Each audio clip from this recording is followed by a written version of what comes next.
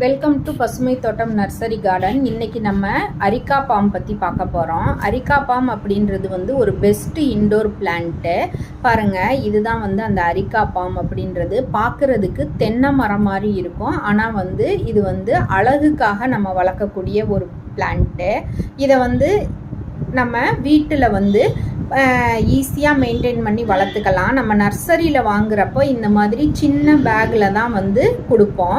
இந்த சின்ன பேக்கை வந்து நீங்கள் வாங்கிட்டு வீட்டில் போயிட்டு நீங்கள் வந்து ஒரு பெரிய பாட்டில் வந்து நீங்கள் மாற்றினீங்க அப்படின்னா தான் பக்கத்தில் நிறைய சூட்ஸ் வந்து உங்களுக்கு வந்து மரம் நல்லா புஷ்ஷியாக அழகாக இருக்கும். பாருங்கள், நம்ம என்ன சைஸ் பாட் வந்து மாற்றலாம் அப்படின்னு காட்டுறோம். இந்த மாதிரி சைஸ் பாட்டில் வந்து நீங்கள் மாற்றினீங்கன்னா ரொம்ப சூப்பராக இருக்கும். இந்த மாதிரி பிளான்ட்டை வந்து நீங்கள் வந்து பெரிய பெரிய மால்ஸ்ல எல்லாம் பார்த்துருப்பீங்க. பெரிய ஆஃபீஸ் இந்த மாதிரி இதுலாம் என்ட்ரன்ஸில் நம்ம வச்சுருப்பாங்க, பார்த்துருப்பீங்க. இந்த பிளான்ட்டை வந்து நம்மளுமே வீட்டில் ஈஸியாக மெயின்டைன் பண்ணலாம். இதோட மெயின்டெனன்ஸ் அப்படின்னு பார்த்தோம்னா ரொம்ப பெருசாலாம் ஒன்றும் கிடையாது. இதுக்கு வந்து பூச்சி தாக்குதல் இந்த மாதிரி விஷயங்கள்லாம் எதுவுமே இருக்காது. இதில் வந்து நம்ம மெயினாக பார்க்க வேண்டியது என்ன அப்படின்னா வாட்டரிங் தான். வாட்டரிங் அப்படின்றது வந்து பார்த்தோம்னா நம்ம ஒரு 3-4 டேஸ்க்கு ஒன்ஸ் வந்து நம்ம வாட்டர் கொடுத்தோம்னா போதும்.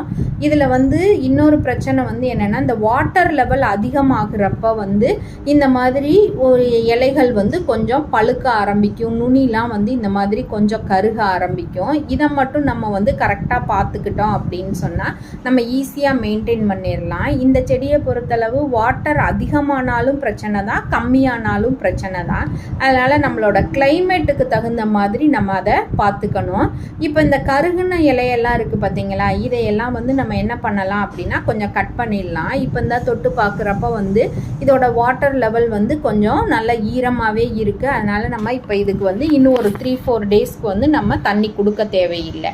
இதுக்கப்புறம் வந்து பார்த்தோம் அப்படின்னா நம்ம அந்த கருகுன லீஃப் எல்லாத்தையும் வந்து இந்த மாதிரி நம்ம கட் பண்ணி எடுத்துட்டு நம்ம வந்து வாட்டர் வந்து கொஞ்சம் ட்ரை பண்ணிக்கலாம். ஆக்சுவலாக இதை வந்து நம்ம வந்து அவுட்டோர்லேயுமே மெயின்டைன் பண்ணலாம், ஆனால் கொஞ்சம் செமி ஷேடடான இடத்துல வச்சு தான் நம்ம மெயின்டைன் பண்ணணும். இந்த மாதிரி இதை வந்து இந்த பாருங்கள், இந்த கட் பண்ணுறோம் இல்லையா, ஸோ இந்த மாதிரி ஈஸியாக கட் பண்ணிவிட்டு நம்ம மெயின்டைன் பண்ணுறப்போ நம்ம அந்த வாட்டர் லெவலை வந்து கொஞ்சம் ரொம்ப ட்ரையாகவும் ஆகக்கூடாது, ரொம்ப வந்து மாய்ஸ்சர் அதிகமாகவும் இருக்கக்கூடாது. அந்த மாதிரி நம்ம மெயின்டைன் பண்ணிக்கிட்டோம் அப்படின்னா ஈஸியாக இந்த செடியை வந்து நம்ம வீட்டில் வச்சு நம்ம மெயின்டைன் பண்ணிக்கலாம். இது ஒரு பெஸ்ட்டு ஏர் பியூரிஃபையர் பிளான்ட்டு. அதனால் இதை வந்து நம்ம வீட்டில் வந்து தாராளமாக வளர்க்கலாம். இந்த மாதிரியான கார்டனிங் டிப்ஸுக்கு வந்து எங்களுடைய பசுமை தோட்டம் நர்சரி சேனலை ஃபாலோ பண்ணுங்கள். தேங்க்யூ.